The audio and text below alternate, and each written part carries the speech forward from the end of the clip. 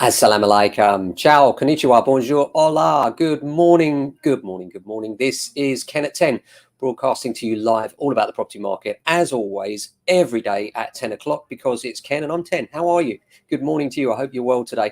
The weather here in SW16, which, by the way, is where we're based in Norbury, if you didn't know already, which is between Streatham to the north, Croydon to the south.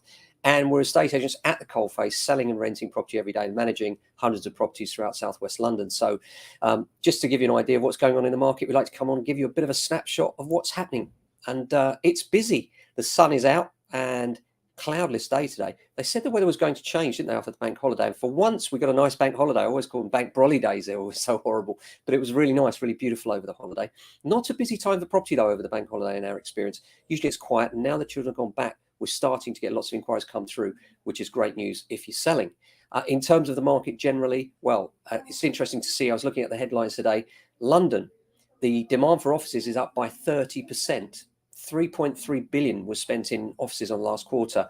This is important because, of course, offices bring employment bring people, and people then need housing, and that housing drives the cost of properties to buy and properties to rent. And by the way, we've seen some huge jumps in rental costs as well. I'll come on to those in a minute. But new instructions are quite limited, and this is why it's such an important time right now. A record house price in March as well. The average price of a house in the UK right now is 282,000 as of April 2022. It's amazing, isn't it? 282,000 across the whole of the UK, just extraordinary.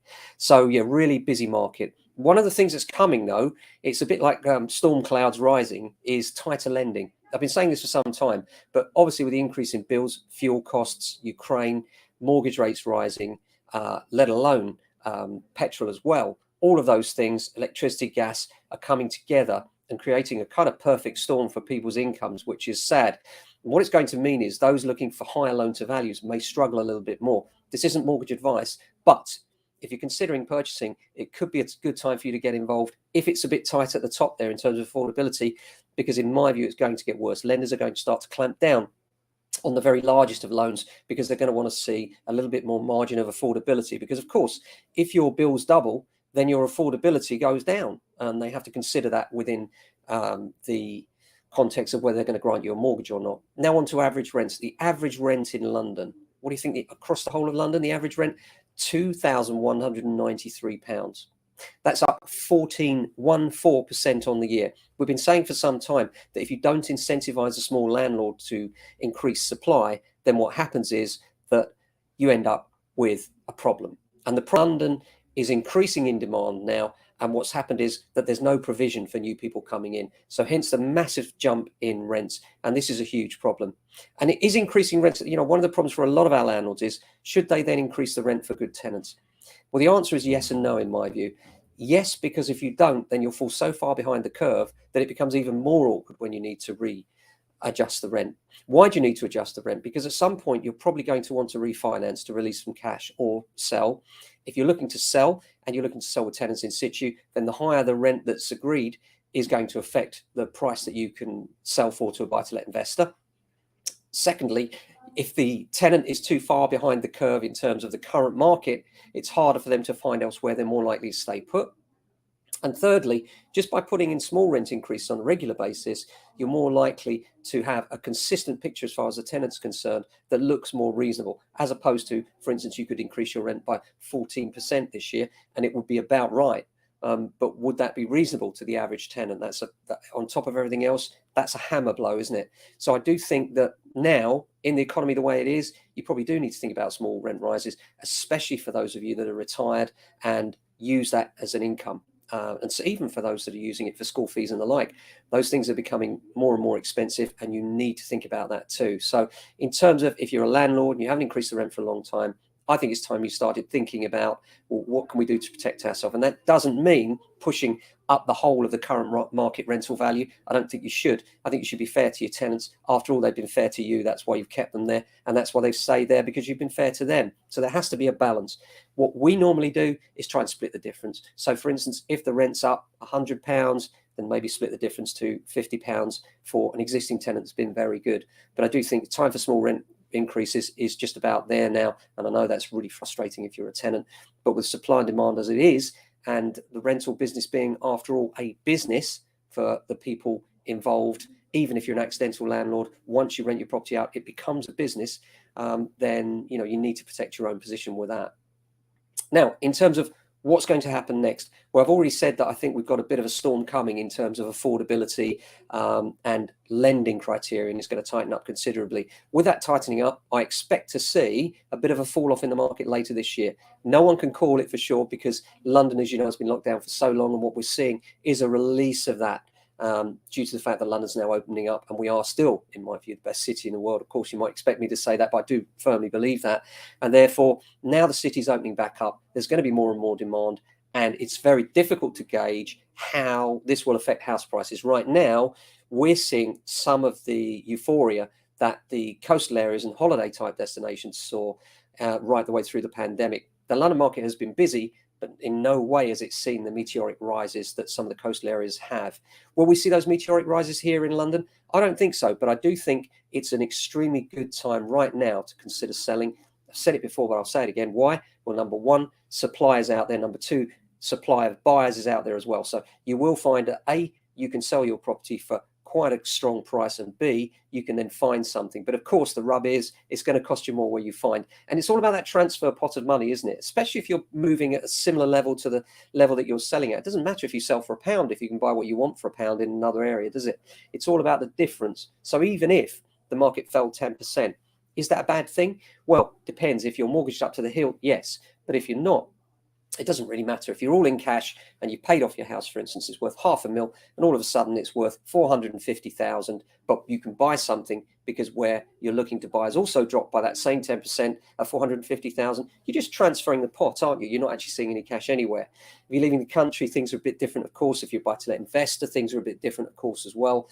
Many buy-to-let investors are considering this as a good time to perhaps reduce their portfolio, particularly in the wake of Section 24, where you can't offset your interest payments against tax in the way you used to be able to do. Many of my landlords, regular landlords, are rationalising their portfolios, reducing those portfolios, turning properties that were mortgaged into cash by selling a number of properties and putting that cash into the others, therefore having a cash income that doesn't get offset against interest rates, the interest payments that cannot then be reclaimed through tax. But yeah, interesting times ahead. No one can be sure what's going to happen. But one thing is for sure, the property market rests on confidence. And confidence is a very fragile thing. Right now, confidence is high. The market is good. So it's a really strong time to think about it. If you're thinking about moving this year, I'd go so far as to say that it's probably the best window of opportunity you've had in years. So if you are thinking about selling, do give us a call. No obligations attached to that anyway. We're always happy to come out, have a chat, or just a telephone chat with you, really. Even if you're out the area, just want a bit of general advice of someone that's not involved in your particular sale. We're here for you. We've got your back. And remember the Property Buyer and Sellers podcast. Next edition will be out this week. Sorry it wasn't out last week. Had a bit of a difficulty with a personal circumstance. We managed to sort that out. But now this week, we're getting on to that next episode. So look out for that. Hope you have a great day today. We're certainly looking forward to a good one. A couple of good valuations, meeting a landlord that's turning into a vendor where tenants have now left and we're selling that property for them. So looking forward to looking around that and suggesting what we need to do in order to get the maximum price for our clients. Sometimes that's about maybe a bit of repainting here and there. Sometimes it's about the garden. Sometimes it's about things that haven't occurred to the client, such as a gaudy coloured front door or some rubbish in the front garden, bringing the whole property down, because that first shot, the appeal shot, that's the money shot for most properties, is when you're looking at that first shot on Rightmove or Zoopla or Prime Location, whatever your preferred platform is, then you're deciding with that mouse, am I going to click on this one or am I going to click on the next one down or above? And it's a good exercise to do if you're thinking about marketing, is to see how you would compete with what's available. So put in your own postcode into Rightmove and then just go for a search. Put in a similar criterion, such as if you're 3 beds to 3 beds, and then see what comes up. And then think to yourself, how will I slot into that? How can my house be the one that looks good in that range? If it doesn't look good in that range because the others are ridiculously better, for instance, detached or much stronger in that range, you're probably a bit high. Similarly, if you're much better than ones you're seeing, you're probably a bit low on price. And when you find the range that yours is in the middle of, that's a good indication of where your price sits. Of course, it's good to get some opinions from agents as well, but you also need to have your own opinion in mind, and you need to kind of step out and what I call decathect. Love that word.